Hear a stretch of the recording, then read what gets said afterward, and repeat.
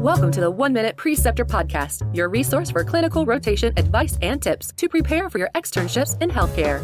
Learn how to earn letters of recommendation, prepare for your clerkship, and excel at patient care from preceptors with years of practice. We interview physician educators in every specialty and clinical setting to discuss how to prepare for your rotation and improve your clinical experience. Here's your host and med-ed entrepreneur, Chase DeMarco. Students often wonder how to select a medical specialty, what will fit with their personality best and their lifestyle and be enjoyable. Well, today we are joined by Dr. Brent Lacey. He is a gastroenterologist and the founder of the Scope of Practice, which helps physicians gain business knowledge and financial independence. Today, we're going to investigate some of the questions that every student should ask themselves and answers they need when considering their future specialty. Brent, how are you doing today? I'm doing great. Thanks so much for having me. I'm glad you could join us today and discuss something that a lot of students ask, they wonder about, but they don't necessarily always have the best answers or get the best advice for. And that's how to figure out what specialty they're actually going to be good at or enjoy in the long run. Yeah, that's probably the most important question. What do we want to be when we grow up? So first things first, I like to ask a little question here to break the ice. And that is, what is the most outrageous thing that you've seen in the academic medical setting? The most outrageous thing, I think I would say the most outrageous thing I would say, I don't know that it's the academic setting, but I do see it some, in the academic setting. And I think it's an entrenchment of opinions and an unwillingness to change one's ideas in the face of, shall we say, overwhelming evidence. And, we see this in a lot of different areas. We see it in the social arena. We see it in the scientific community. But, I'm amazed at how unwilling some people are to actually listen to other people's arguments and make, their own arguments and have an informed, intelligent discussion. Instead, just go, well, you just don't know anything. Well, you just don't have the experience. Then say something about my arguments or say something about my opinions. Let's have a discussion. Yeah, I feel like when I first took, philosophy of logic way back in undergrad, that is a skill that most of us don't have. We can't make arguments. We don't see logical fallacies in our own arguments or in others. And then we're just yelling at each other like it's social media. Yeah, absolutely. I mean, I remember I submitted a blog post to Kevin MD earlier this year, and it was called "Physicians Should End the War Against NPs and PAs." And the entire substance of the piece was that everybody's saying mean, hateful, awful things about nurse practitioners and physician assistants online, and it's counterproductive, and it makes us look bad, it makes them look bad, and it doesn't lead to any kind of productive conversation. And I got this most tremendous amount of hate mail from that, like you're calling for full practice authority, you don't want our patients to die in the streets. I'm like, what is happening right now? I just suggested we should all be nice to each other. That seems like it should be fairly uncontroversial. Jeez. Yeah, I've run into a couple of those arguments just on different group pages and stuff.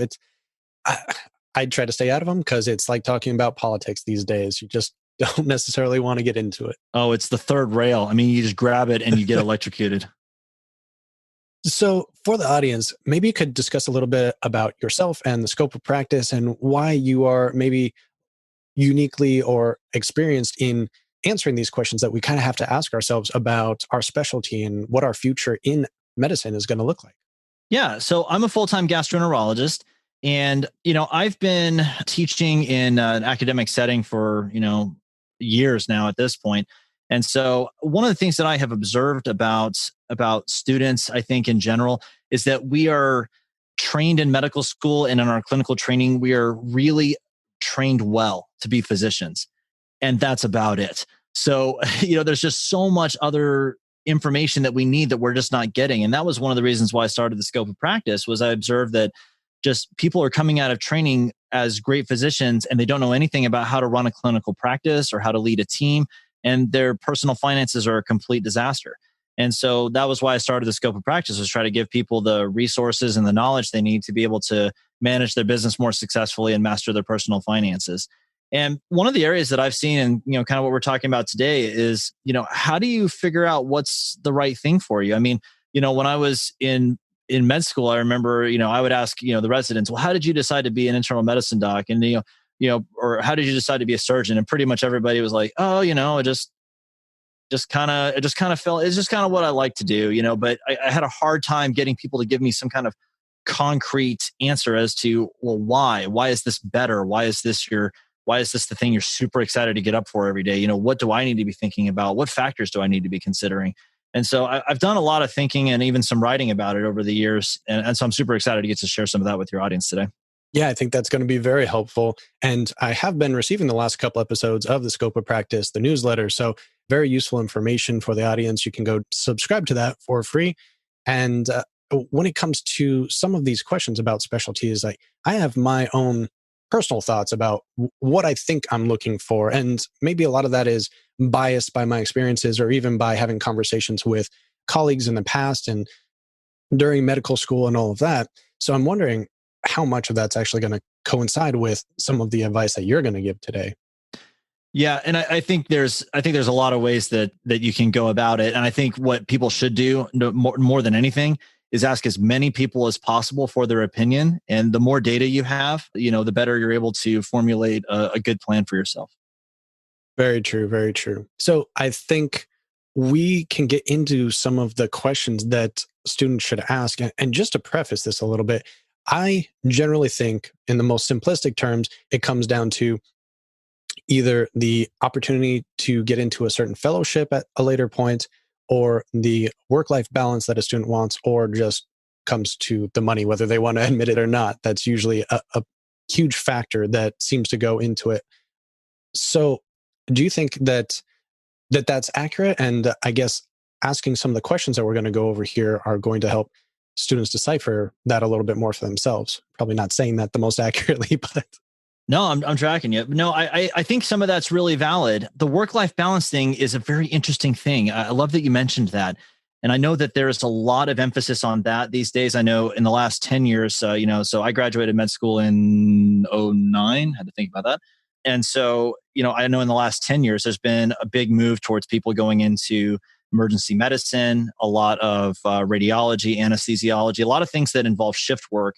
And I think there's nothing wrong with that particularly, but I think there's a big move towards that because of work-life balance. And the thing that I try to coach my students and my residents is that work-life balance is not specialty dependent, it's person dependent. So, I'm a gastroenterologist, right? And I'm a solo practitioner right now. At least in my current setting until I'm joining a group this summer. But, you could look at my life and go, my life is thoroughly imbalanced. And it's not really. I spend a lot more time at work than I do at home, and I get called in for emergencies periodically. That definitely happens.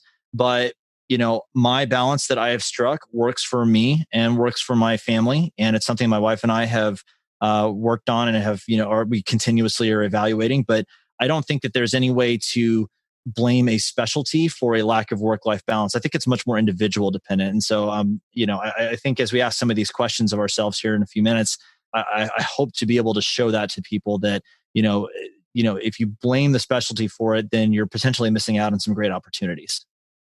Okay, that makes sense. Yeah, there's a lot more that goes into it than just your occupation. There's a lot of life factors, a lot of personality factors that can play a role in that as well. So what are some of the questions that a student should ask in order to kind of find this out, to figure out what they're going to be a better fit with? Yeah, it's a great question. So, let me go through some of the ones that I generally coach my students with. So the first thing you got to know about me, I'm all about the team. All right. I'm a people person. I'm definitely an extrovert. I like to be out there with folks. And so one of the things that I think is very important to me, but I think this is going to be true generally of folks, is do you enjoy the people that you work with? And so here's something kind of interesting, and I'm sure you've observed this over your career. And as the students that are listening to this and the pre-meds that are listening to this, one of the things you have to recognize about the stereotypes of specialties is that they're all true.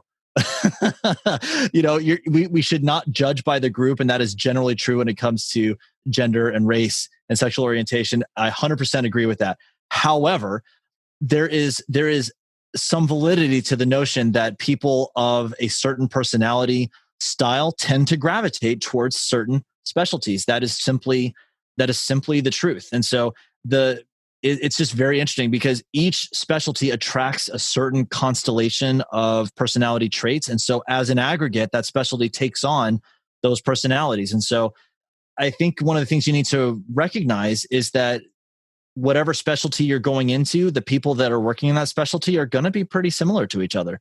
And so, if you're a kind of person that you really love, rough and tumble stuff, and you love, really aggressive, chest bumping and, high fiving and checking each other's metrics and stuff like that, surgery and orthopedics may be for you. And, if you're the opposite, you may not want that.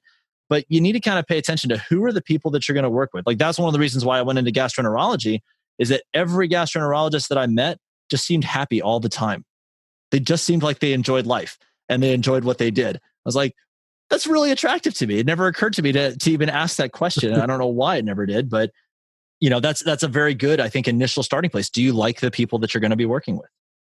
And the comparison there, at first, I always think of like radiologists and pathologists being stuck in their labs and their dark rooms down somewhere in the basement. But Scrubs did the best oversimplification of that. I don't know if you ever watched the show, but they basically had medicine and surgical residents. So the surgical residents were the jocks, the medicine residents were the nerds. And I think they kind of played on that oversimplification a lot throughout the show too.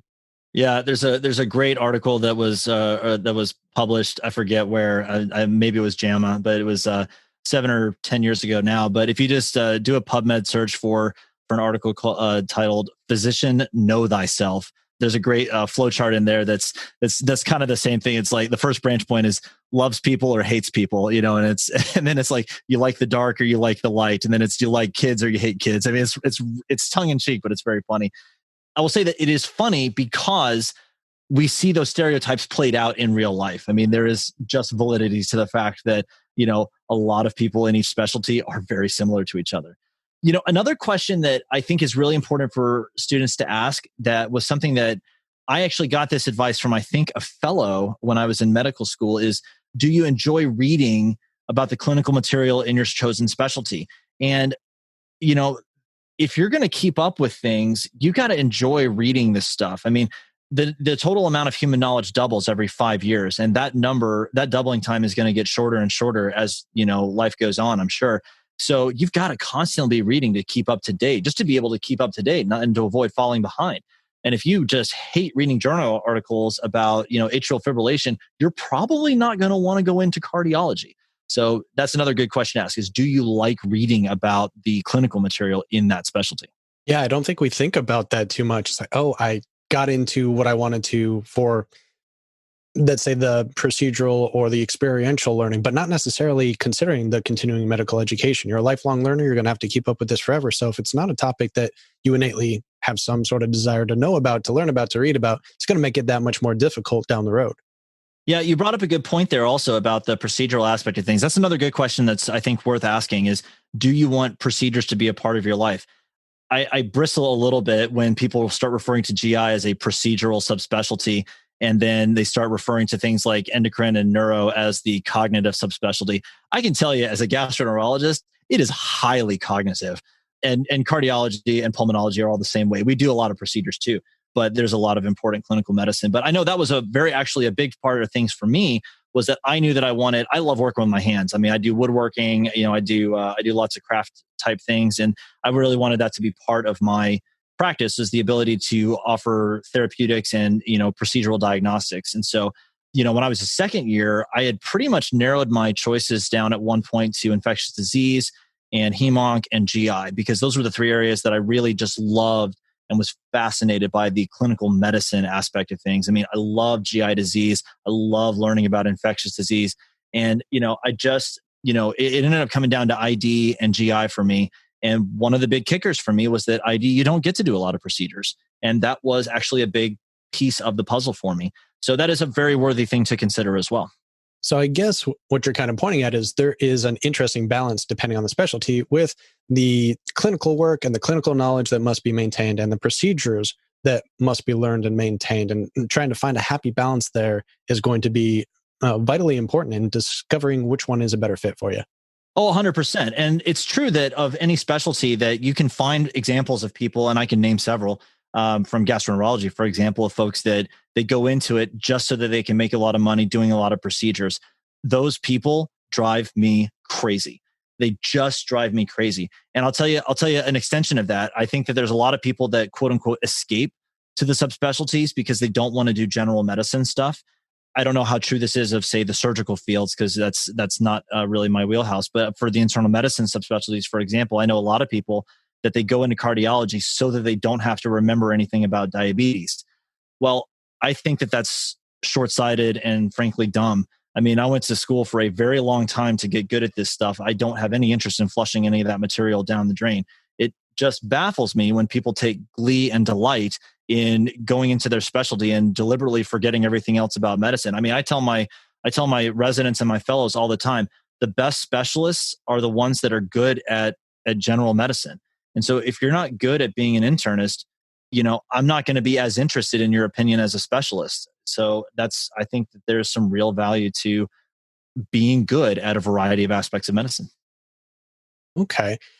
And that's actually an interesting point that I don't think we really planned on this question. But since internal medicine is such a unique aspect in that most of the fellowships kind of come from there, but then the fellowships are so diverse afterwards. It's not like if you go into surgery necessarily, or if you go into, let's say, pathology, where your residency is going to be a large part of what you're going to be doing later on in your career. But if you go the internal medicine way, your residency is going to be variable, but then your fellowship, your specialty is going to be much more niche. So it's kind of a weird balancing there too, that you have to say, okay, well, maybe I don't like all of these other parts of internal medicine, but I just got to push through it to get to the fellowship I want to. Are there ways to navigate that better? I think you need to, I think you need to love each step along the way. I mean, if your goal is, I can't imagine I just don't have a box for the idea that, I'm going to go into pulmonology. I have to suffer for 3 years in internal medicine until I can get there. I'm like, that sounds like a miserable experience. Why would you subject yourself to that? And more important, I care about your patients more than you. So why are you subjecting your patients to your bad attitude for 3 years just so that you can get to quote unquote the life you always dreamed of?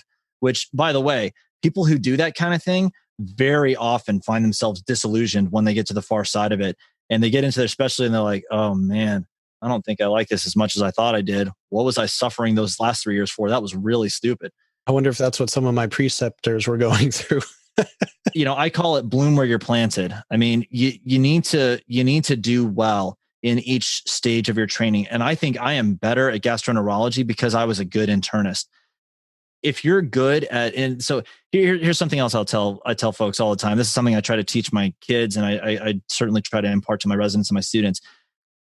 I am more likely to trust you with big things or more advanced things if I can trust you with simpler and smaller things. Okay. So if you can't show me to be competent and enthusiastic about something like internal medicine, why would I ever trust that you're going to do that in an in a GI fellowship or in a neuro fellowship or a cardiology fellowship?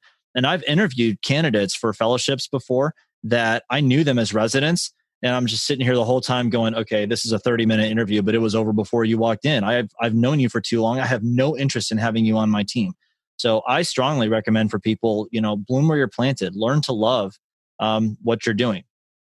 And I'll tell you, that's actually something that I think is really important. I don't see this talked about anywhere, but I talk to my students about it all the time. In order to be successful and happy at the career that you've chosen, it's important that you have love for 99% of what you do. You really need to love it. I mean, if you're going to be happy, if you're going to have a good rapport with your patients, you need to get up in the morning and be fired up. You need to go in and go, yeah, I'm so excited. I get to do this every day. You need to love it or you'll be miserable. But there's a flip side to that most people don't consider, or they don't give it the credence that it deserves. And that is that you can't hate the 1%.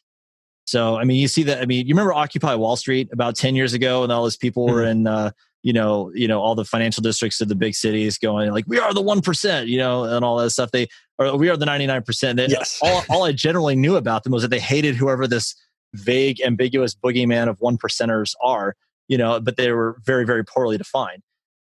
Well, I think that we have a tendency to do that as physicians as well. That, we say, okay, well, I love 99% of what I do, and I hate this other 1%, but the other 99% makes it worthwhile. Do not fall into that trap. If you're listening to this and you're a third year or fourth year medical student, don't let someone sucker you into believing that, okay? Because it's not true. And I'll give you an example, okay? 1% of the diagnoses that I see is irritable bowel syndrome, okay, for gastroenterology. Irritable bowel syndrome is the 1% of GI, okay? And for urology and OBGYN, it's interstitial cystitis. And for neuro and rheum, it's fibromyalgia. And for cardiology, it's atypical chest pain. And for, orthopedics, it's anything to do with internal medicine.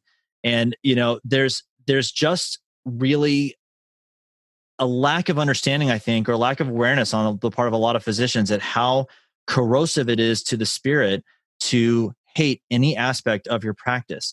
And so for me, I knew going into my GI fellowship that irritable bowel syndrome patients, by and large, they tend to be more demanding. They tend to be more, we have fewer therapies that we can offer them that are successful. It tends to be unsatisfying in terms of clinical medicine because there's not anything structural that we can really treat. And I had sort of learned this during my GI rotations that I did during residency. And I made it my mission, my first year of fellowship, that I was going to learn how to love my irritable bowel syndrome patients. I was going to train myself to find IBS intellectually fascinating. And the genuine truth is that it is intellectually fascinating. And I allowed myself to be surprised by that. And consequently, I love my irritable bowel syndrome patients. But I can't tell you the number of GI docs that I know that they're looking at their schedule and they look and they're like, oh, Miss Jones is coming in again. Oh, and then there's like their whole day is just, there's this black cloud hanging over them until 2:25. And when she shows up and she's like, okay, I just got to power through this.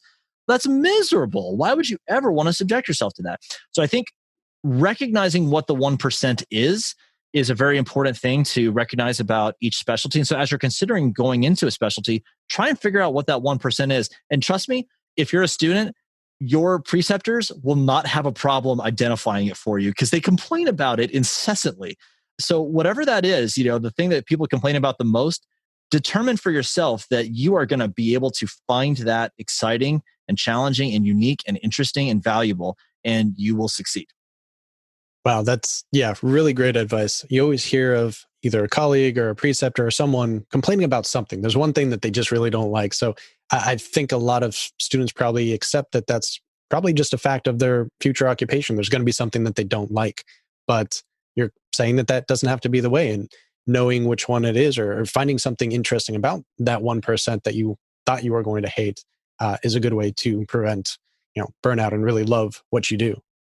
Yeah, absolutely. And that burnout that you mentioned right there, that's huge. I mean, I think that is a big component of burnout, is that the 1% becomes 3, becomes 5, becomes 10, becomes 50 until it occupies all of your thought time. And it's like I said, the word that I use is, and I choose that word deliberately, is corrosive. It's slow, it's gradual, and it eats away at the soul. It's just terrible. It's like rust. It's like cancer. And so you just have to get to a place where those kinds of things don't exist in your life, that you just expel that attitude from your brain. And you're going to find plenty of people that are willing to, whine and moan and complain about it. And if you surround yourself with those kinds of people, then you're going to internalize those same feelings. But you've got to just decide for yourself, no, that's not going to be me. I'm going to love these people. I'm going to love this medicine. I'm just not going to allow myself to have my spirit die because I couldn't figure out a way to enjoy this. I love it. So are there any other questions that students should be aware of and asking themselves currently if they're in their clinical rotations or even before, just to prepare? Well, I mean, financial compensation is always a good thing to consider, although I would argue that, that's less important because there's lots of ways that you can make more money, either by just being more creative or by other, forms of investing, or simply living a more Spartan or more frugal lifestyle for a while so that you're able to build up the savings that you want. But that's an important consideration, certainly. I'll tell you the strategy that I would use for people. And this is what I did when I was a med student and then when I was a resident, thinking about respectively going into residency and then fellowship, is I would ask every person that I met that was in a specialty that I was considering, what's the best thing about this job and what's the worst thing about this job? I actually started this even before that, now that I think about it, because I did this when I was a pre-med and I was thinking about med schools. And anytime I'd go interview at a med school, I would ask everybody I met, the attendings, the residents, the students, the janitors. I mean, I would ask anybody who would listen to me, hey, what's the best thing about this place? What's the worst thing about this place? And you can do the same thing with specialties. I think when you polarize the question that way and say, what's the best and what's the worst, people can come up with an answer that's specific. Because if you just ask, hey, so what do you like about this place? People are like, oh, it's kind of a nice area. It'll give you some vagaries that's really, really unhelpful. But if you force someone to make a decision and say what's best and what's worst, you ask enough people and you'll get an amalgamation of data that will tell you, you may have 9 people that say the administration here are really toxic and they hate physicians. And if you have 9 people that say that, run away. But that's a really good strategy is go be where the people are that are in the specialty that you're interested in and just ask them, what do they think about it? What do they like? What do they hate?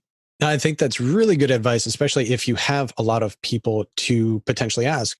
Sometimes, however, some students, especially from smaller schools, might not necessarily have all of the same resources as a larger school or have the same number of specialists in every different department to ask. So if they have questions about this, or if they're even just trying to attain a rotation in a certain specialty, what are some tips they could use to explore this further? Oh yeah, that's a great question. Okay, so a couple of things. Number one is reach out to folks online. Folks like you, folks like me. I'm always willing to talk to folks and help people try to frame things.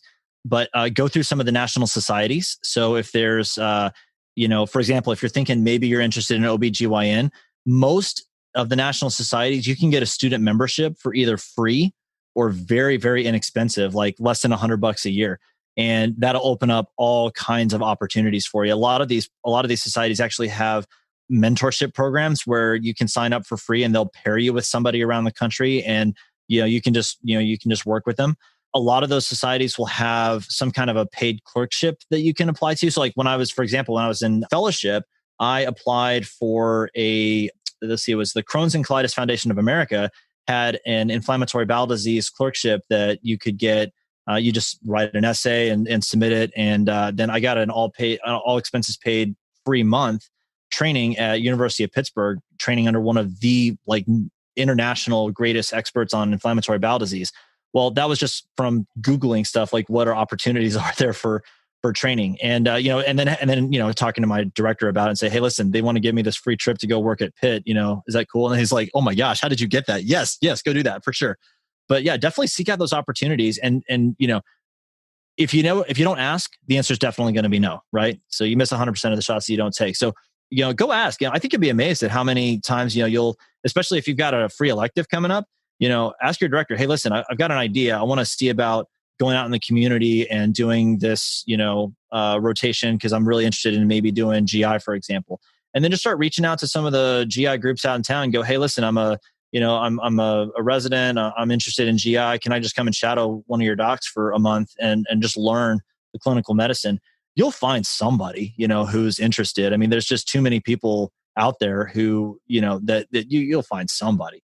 And then just, create the opportunities for yourself. So don't be afraid to get creative with it, and then just ask your directors about it. And if you find that, hey, your director is just, he or she is just one of those people that just are not willing to help you. The national societies, that's a great opportunity for you. And, maybe it's the kind of thing that you just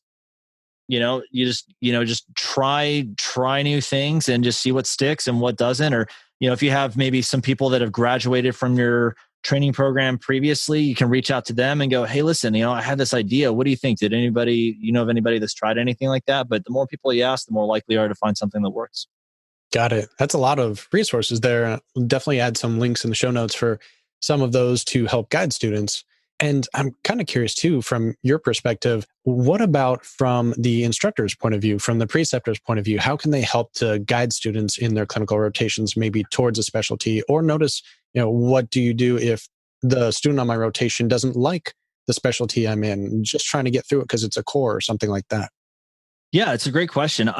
So I think a couple of things. One is that, like I said, there are some personality traits that are unique to each specialty. So for example, let's say with neurosurgery, just as an example, neurosurgery, they have very, very long procedures.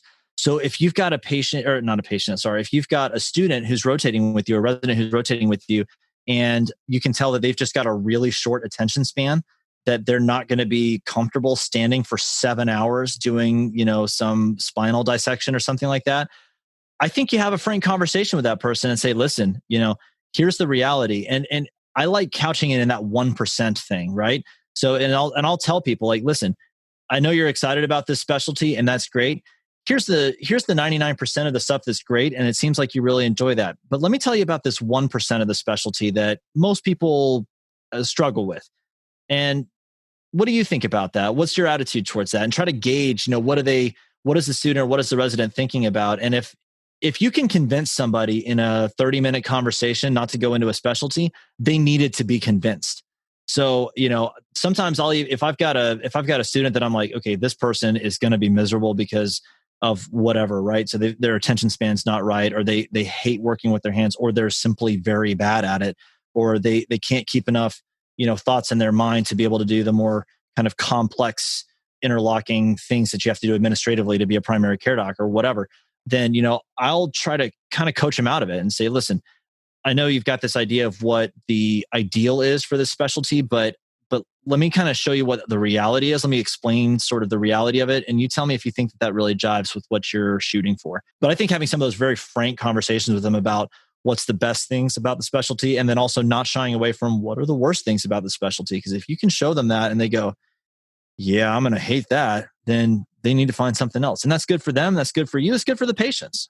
Yeah, that's a great way to approach it. I haven't really thought about it that way, and was never approached by any of my preceptors asking those types of questions to see if what you think you like doing is actually what you're going to enjoy doing in the long run. So I think that's a valuable point that instructors, that preceptors could add into their teaching curriculum too, just to help gauge students earlier on so they don't go too long without maybe making the necessary changes or looking for electives in something else that they might enjoy.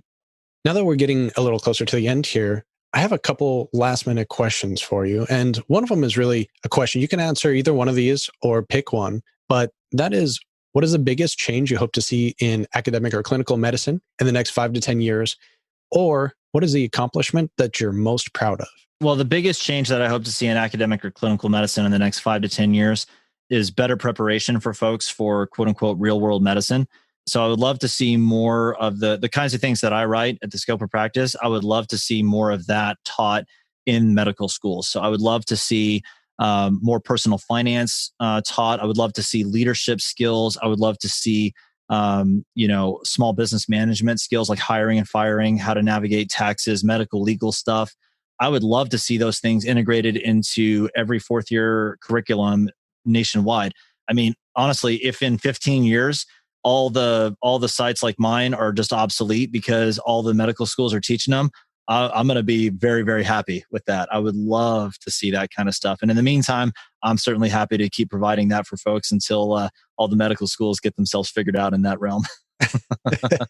Yeah, we're going to have some topics of leadership in future episodes, depending on what order this one comes out. So these are great topics that we should be I should think about bringing onto the show and helping to teach the students maybe what they're not learning in their academic environments yet. So great advice there. And do you have any other resources that you recommend for students or teachers that could benefit from either choosing a specialty or, like you said, your business finance material? So so you mentioned leadership, and one of the things that I'm constantly teaching on for my students and my residents, if you want to be a leader, you've got to be a reader. And so I forget who it was that said it first. I know it's attributed to John Wooden, but I don't think he's the first person that said it. You'll be exactly the same person you are 5 years from now, except for the people you meet and the books you read. And so if you want to grow by 30% in the next 15 years, then you need to be reading 30% more books than you are right now. And I know I'm saying this as, a guy who has utterly no time for reading that stuff. And, I just make myself do it anyway. And it's just super important. If you want, I actually put together a reading list for folks that, you're welcome to just give people. I've got it at thescopeofpractice.com/reading list. And it's 35 books on personal finance and business management and leadership and marketing and all the stuff that I think is really valuable for people that are either interested in, just bettering themselves from a financial perspective or from a leadership or personal development perspective. It's by no means comprehensive, but that's a great thing. So the scopeofpractice.com/reading list. And then I would say also start listening to some podcasts. There's lots of great ones. Obviously, all of your stuff is fabulous. I definitely want people to go back. In fact, go back right now, put this down and just go binge listen to all of his archives right now. You should be doing that anyway. So shame on you for not having done that yet. But there's lots of great other podcasts out there. There's leadership podcasts, marketing, there's, personal growth and development. But yeah, the more you read, the more you learn. Go to listen to TED Talks, go listen to, go to conferences, go meet people, just constantly be learning, constantly be trying to grow. I mean, the stuff's out there. I mean, it's not hard. I mean, you just start Google searching, physician leadership, start Google searching physician personal finance. I mean, there's all kinds of stuff out there. You'll find just any number of resources, but those are just a few. Love it. Yeah, I have to do the audiobooks a lot of the time because I don't have time necessarily to read. But between those and podcasts, so much free resources out there. It's great. Everyone should definitely utilize them as much as possible and check out all of your great content as well at the Scope of Practice. And do you have any parting thoughts maybe for someone that now or in the near future might think about becoming a preceptor? Yeah. So what I would say is that the best teachers are the people that are the best learners. So my personal motto that I developed for myself when I was in college and has really stuck with me for the last 20 years is a Latin phrase by Cicero, docendo discimus. We learn by teaching. And so I'm always of the belief that if you can't teach somebody something, you don't fully understand it. So what I would encourage people to do, and you can start doing this as a first-year medical student, or you can start doing this as a pre-med if you want.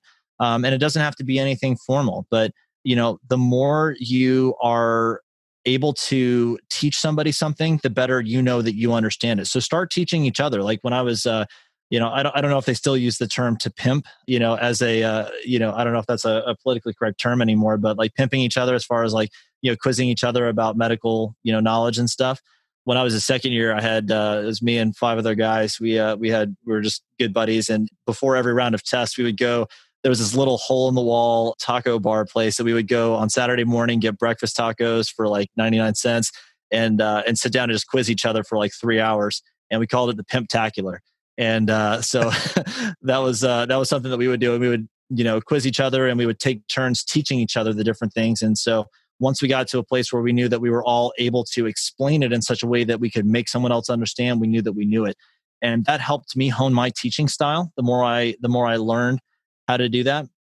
The other thing that I would definitely want people to take away is you're going to find preceptors and instructors that you just can't stand being around, right? Don't let that be the reason that you fail to learn something important from them, okay?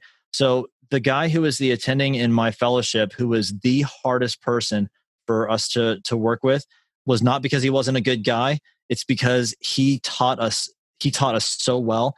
But the way he did it was he would just ask you question after question after question until he eventually came to something you didn't know. And then so at the end of every conversation was you left feeling dumb. But it's just the way that he taught. And I learned so much from him. And it wasn't because he was a jerk. It wasn't because he wasn't a good guy. Now you will find some of those. You'll find some people that are abusive and that are mean. But if they're going to teach you something, don't shoot yourself in the foot. Don't fail to learn something just because the guy's being mean to you or the gal's being mean to you or something. So take any learning wherever you can get it and just resolve that you're not going to be that kind of teacher yourself. Yeah, definitely try to improve on some of those, I guess. Improve on the worst one you ever had. I don't know. That's not a good ending. Well, Dr. Brent Lacey, thank you so much for joining. And for the audience, do check out the Scope of Practice. We'll link all of the show notes to his articles mentioned and a few other important links. And thank you again for coming on the show. Thanks for having me. This was a lot of fun. Are you looking for productivity and study coaching? You can now register for a free 30-minute session with me, sponsored by Prospective Doctor. To register, go to prospectivedoctor.com/chase and register for a 30-minute coaching session. And if you decide to use their MCAT or USMLE tutoring services, you can now use the code CHASE10 and receive 10% off of your purchase of up to $400. Just enter CHASE10 to get your discount now.